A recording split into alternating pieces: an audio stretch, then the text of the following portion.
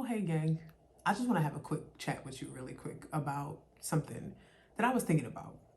First and foremost, as always, thank you for showing up. Thank you for clicking the video, like, subscribe, all of the good things, comment, share your thoughts, give me feedback, because this is more of just like a conversational piece, right? And I really would like to hear how people see this. Um, so, GloRilla has been in the headlines, and GloRilla gets a lot of positive attention, but I'm noticing that there's this little bit of an underbelly that's happening with her. And I think that it's routine for female rappers, right? I think that all of them get to a certain level of success, and then suddenly the underbelly gets a lot louder than you expect it to, even if they're particularly popular or well liked or whatever the case might be. But I'm particularly interested in this one with GloRilla. Now, at first, I wanted to have a discussion about her and Meg having a fallout. And originally, the discussion was going to be circumvented around the idea that certain people are a bit harder to be friends with. Keita Rose was talking about it in particular, and I like her videos and stuff too. But she was talking about the fact that people that have traumatic backgrounds or fractured mental health are not easy to be friends with, which I think is really valuable and true, right? Like, even myself, I don't think that I'm always a great friend. Like, I'm gonna be very honest, because I get socially exhausted, right? Like, having too many conversations, being on the phone too long, all of those things, I get burnt out. So I'm not interested in texting or calling or anything of the sort. And then showing up in this space is also causing another opportunity for me to show up, be present, have conversation, dialogue, think, that sort of thing. So coming down to friendships, I'm probably not the best at it. Even if I can feel very loving, like in proximity, when I'm away from you, it's not that it's always out of sight, out of mind. It's that I'm really tired and I probably don't want to talk anymore. So I give off a very hot and cold, or I feel like anxious avoidant isn't quite right, but it does align with that a bit, where it's like, yeah, sometimes I'm here, sometimes I'm not, and it's not anything personal. Sometimes I'm just not all that great to be a friend to. It's just what it is, right? And I understand that about myself, but it brings me back to this space of realizing, like, Glo and Meg had this whole falling out and that sort of thing, and I was like, oh, that's kind of tough. And at first I'm like, it's just a misunderstanding, it's not a big deal. But one of the things that Glo and her friends did was, like, she came out and she posted on the internet something like, I'm not your nigga, like, I'm not worried about all of that. And I thought that that was kind of corny, right? Like, I'm not gonna lie to you. I was like, oh, that's kind of whack, Glo. You shouldn't do shit like that. And then her friends came out behind it and was like, oh, any bitch got a problem, they could get it, this, that, and the other. And I was like, oh, that's corny too. Because I'm like, you bitches is too small to be talking like that. But, maybe I'm overthinking it. I'm like, they kids. Like, I'm not saying I'm super old, but I'm like, yo, she's in her 20s. She don't know no better, that kind of thing. And as that time went by and, like, it's blown over and things like that, this new conversation has come up where they're talking about her being a colorist based on her diss track and that sort of thing. And it made me pay attention to something. So I was watching someone talk about Joe Budden's response to it, right? And he specifically said that he liked the diss track because it was funny, right? Like, I'm not gonna sit here and act like I didn't lie either. Like, I didn't lie. I didn't laugh too, right? Like, I really thought it was kind of funny. I didn't like some of the stuff that she said. I won't, again, the Whoopi Goldberg shit. Like, I'm like, yeah, don't do that to Whoopi. But, everybody got their thing. Everybody got their version of funny, right? So I'm like, all right, cool. Like, I'm not paying it no mind. It's not a big deal. And Joe was talking about it. And he said he liked the diss track for Glo, like, as a personality, but not necessarily for the rap brand. He's like, yeah, keep that ratchet girl shit going. And that was a moment that stood out to me, right? Because I thought it was interesting that Glo kind of was tapping back in with, like, Sexy Red. I was kind of surprised when, the features on Cardi's album came up and, like, Glo wasn't on it. And I'm not saying that this is not like a jab or like a rift between the two of them, anything like that, but it made me think about the fact that, what if that is the cap of her brand? And that was something that I sat with. Like, if I was on her team, if I was her friend or anything like that, and I'm not saying that Glo is, like, just this irresponsible kind of person.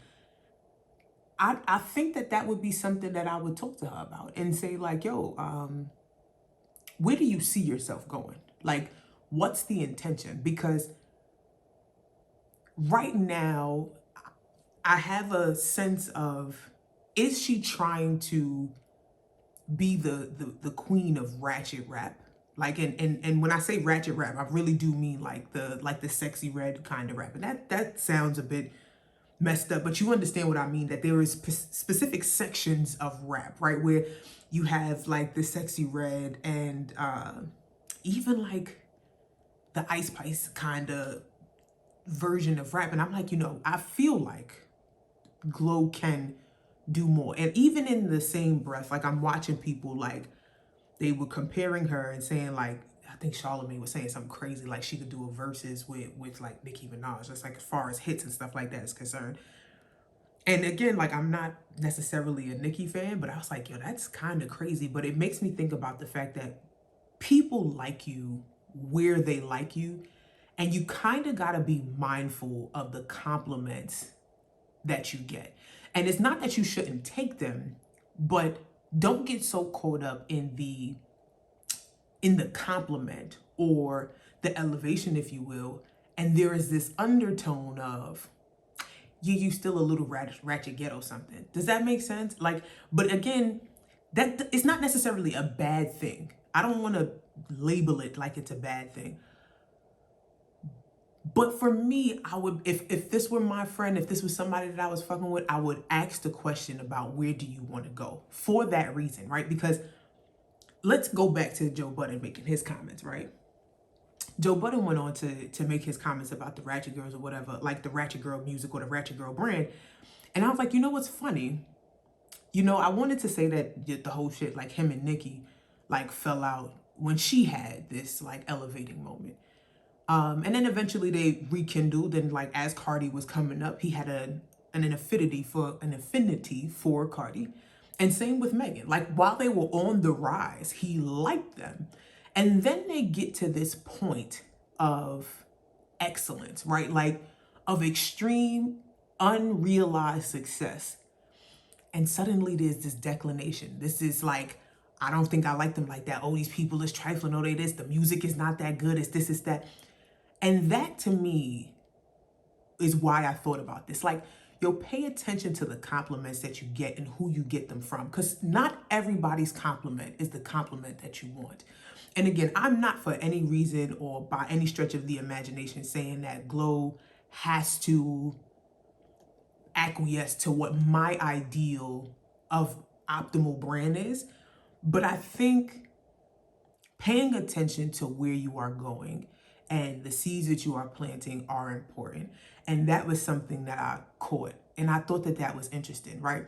And especially on the heels of Dame Dash coming out and he's talking on, I'm sure that y'all have seen the interview on The Breakfast Club with Dame. And that is an example of somebody that took all of the praises for their ratchet shit and didn't change. And this is what made me think about it. It was like, yo, not every compliment is the compliment that you need. It will be good for the moment, but it's still a space and an opportunity to be reflective. And I think the dichotomy of a backhanded compliment, people think that the backhand is always obvious or face fronting and that sort of thing, but you never think about that compliment having some undertone or an implication of lesser. And this was one of those moments. But I would love to know what your thoughts are, and just like leave a comment and tell me what you think. Do you think that there is a space to just be careful, right? Because I really have the belief that being in the music industry, the need to be successful, the need to be popular, the need to be famous, right? Like it has this kind of halt on your ability to mature. Because a lot of times people don't like to see you different than how they met you. But I would love to know more. Like, tell me how you feel. And I'll catch you the next one.